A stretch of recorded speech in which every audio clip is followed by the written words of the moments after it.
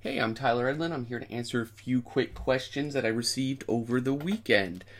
So the first one came about how do you make those thumbnail squares, within a Photoshop file. I'm guessing the artist didn't know whether this was like a default setting or just how do I create them. Well, it's actually simpler than it may seem, and I'm sure there's a dozen ways of doing this. What I often do is just fill one layer entirely with a color that I want to mask out the areas. Next, I make another layer and make another square.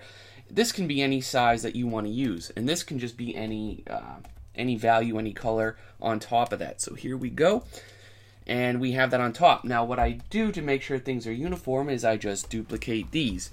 So this can either go horizontal or across over from it, depending on how you want to build your comps. Let's say we want to do 4 on this spread. I'll just combine them and then duplicate this batch, duplicate layer, here we go, and bring these over like that. So whatever spacing you want to do, let's just go with this one for now. I'll merge those down hitting Command or Control E. I'll hit Command or Control T to grab all of them and then stretch them till it fits the canvas size that you want to use. And so once that's in place, you have a few options. You can either just make new layers above this, see like this, and just begin painting. Now you'll probably wonder, okay, how do you just keep that within the square?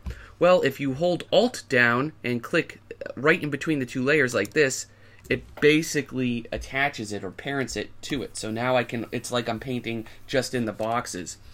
The alternative method, of course, to this would be to bring, or just to hit Command or Control T to select these 4 squares. Now you just hide them. You can come back down to your original solid layer and hit delete. So basically there is just a transparency between it. So now if I'm drawing on my background layer, it's like I'm drawing within a mask again. So 2 solutions for your simple question. Next up came how do you have presets or setups for your brushes? You seem to pick them very quickly. Well, it turns out just last week I lost all my brushes. When I booted up Photoshop, they were all gone. 2 years of brush sorting and making completely gone. So now I'm relatively using a default setting. So in Photoshop, at least the version I'm using, the CC18, because I pay for it, it has brush folders and settings like this. So what I'm able to do is just organize brushes and go into folders. Now these first 2 categories, the general brushes and the wet media brushes, those are here by default. The only ones I've downloaded and are using are the Jeremy Fenske set, which I believe he has for free on Gumroad. You'd have to check out, but there's his name if you need to know it.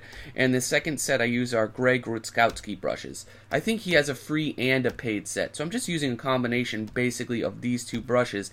But even within a given painting, I'm probably only using about 5 or 6 of these, so I'm memorizing where they are, and it becomes a muscle memory to go and select them. So I can do it relatively quickly and jump just between the 2 sets.